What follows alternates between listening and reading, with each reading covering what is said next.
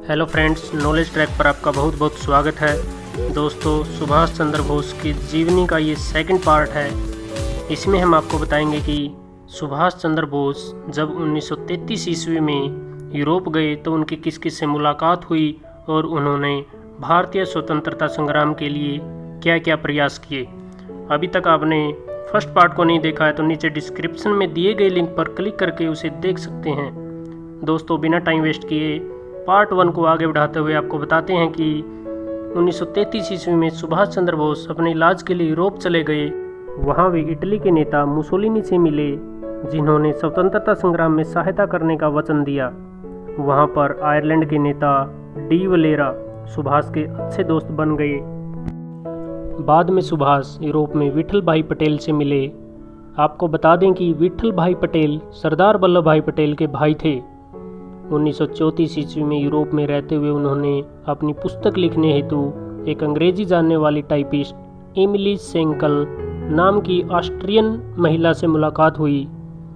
फिर उन्होंने अपनी पुस्तक द इंडियन स्ट्रगल का पहला पार्ट लिखा, जो 1920 से 1934 तक हुए देश के स्वतंत्रता आंदोलन का वर्णन करता है। सुभाष एवं एमिली सेंकल दोनों में स्वाभाविक प्रेम हो गया। नाजी जर्मनी के सख्त कानूनों को देखते हुए उन दोनों ने बाड गोस्टिन नामक स्थान पर हिंदू पद्धति से विवाह रचा लिया। दोस्तों, ऑस्ट्रिया की राजधानी वियना में एमिली सेंकल ने एक पुत्री को जन्म दिया। उनका नाम अनीता बोस रखा गया। 1934 ईस्वी में अपने पिता की मृत्यु की खबर सुनकर सुभाष चंद्र बोस कराची होते हुए वापस भारत आ गए। कोलकाता पहुंचते ही अंग्रेजी सरकार ने उन्हें फिर से अरेस्ट कर लिया और कई दिन तक जेल में रखा, फिर वापस यूरोप भेज दिया। 1938 ईस्वी में कांग्रेस का 51वां अधिवेशन हरिपुरा में हुआ। इस अधिवेशन में कांग्रेस अध्यक्ष पद के लिए सुभाष को चुना गया। अपने अध्यक्षीय कार्यकाल में सुभाष ने योजना आयोग की स्थापना की। जवाहरलाल नेहरू इस आयोग के पहले अध्यक्ष बनाए गए। दोस्तों, कांग्रेस अध्यक्ष पद के रूप में सुभाष चंद्र बोस के कार्य गांधी जी को पसंद नहीं आए। 1939 ईस्वी के कांग्रेस अधिवेशन के अध्यक्ष पद के लिए गांधी ने पट्टाभी सीतारमैया को चुना।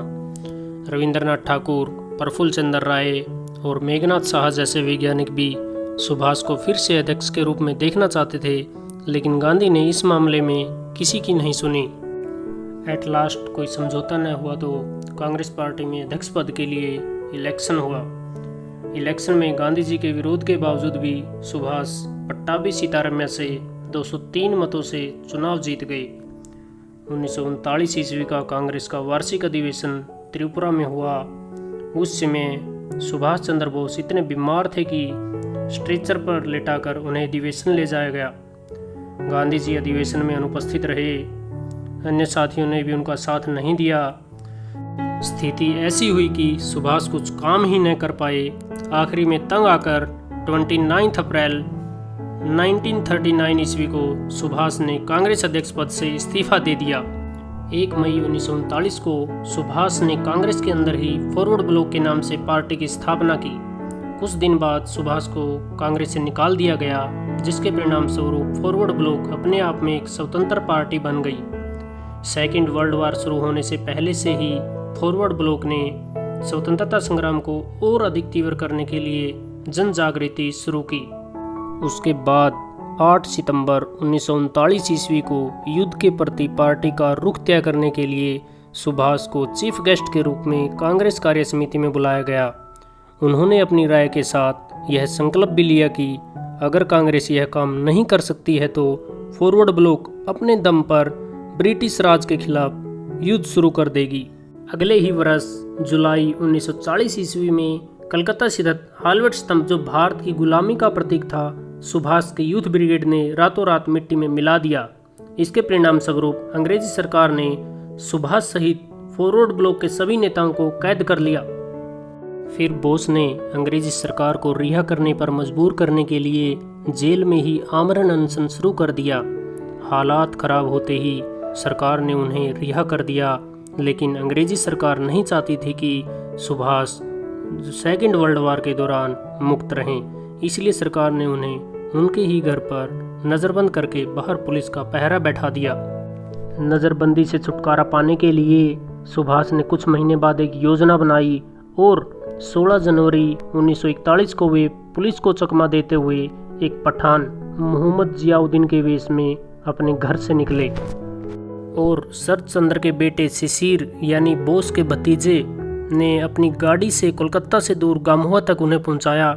गामोहा रेलवे स्टेशन से फ्रंटियर मेल पकड़कर सुभाष पेशावर पहुंचे। पेशावर में उन्हें फॉरवर्ड ब्लॉक पार्टी के एक सहकारी मियां अकबर शाह मिले। मियां अकबर शाह ने उनकी मुलाकात कीर्ति किसान पार्टी के भगतराम तलवार से करा दी। भगतराम तलवार के साथ सुभाष पेशावर से अफगानिस्तान की राजधानी काबुल की तरफ पहाड़ियों में पैदल ही निकल पड़े और काबुल पहुंच गए। काबुल पहुंचने के बाद उन्होंने पहले रूसी दूतावास में प्रवेश पाना चाहा लेकिन नाकामयाब रहे। फिर उन्होंने जर्मन व इटालियन दूतावासों में प्रवेश पाने की कोशिश की जिसमें वे सफल रहे। आखिर में ऑरलैंडो मैजोंटा नामक इटालियन व्यक्ति का भेष बनाकर सुभाष काबुल से निकलकर रूस की राजधानी मॉस्को होते हुए जर्मन की राजधानी बर्लिन पहुंचे। फिर जर्मन पहुंचकर 29 मई 1942 के दिन सुभाष जर्मनी के सर्वोच्च नेता एडोल्फ हिटलर से मिले। तो आपको बता दें कि हिटलर का रवैया भारत के प्रति सही नहीं था। अंत में सुभाष को पता चला कि हिटलर और जर्मनी से उन्हें कुछ नहीं मिलने वाला है, इसलिए 8 मार्च 1943 को जर्मनी के कील बंदरगाह से अपने साथी आबिद हसन सफरानी के साथ जर्मन पनडुब्बी में बैठकर पूर्वी एशिया की तरफ निकल गए। दोस्तों नेक्स्ट वीडियो में आपको बताएंगे कि किस प्रकार सुभाष चंद्र बोस जी जापान पहुँचे, वहाँ पर किस किस से मिले, आज़ादी के लिए क्या क्या कार्य किए और कब जय हिंद, दिल्ली चलो व तुम मुझे खून दो मैं तुम्हें आज़ादी दूंगा जैसे नारे लगाए। आपको ये वीडियो कैसी लगी कमेंट बॉक्स में ज़रूर बताएं। नेक्स्ट वीडियो के नोटिफिकेशन के लिए चैनल को सब्सक्राइब करके बेल आइकन बटन को दबाएं। मिलते हैं इसी के पार्ट 3 में एक छोटे से ब्रेक के बाद। हमसे जुड़े रहने के लिए धन्यवाद। जय हिंद, जय भारत।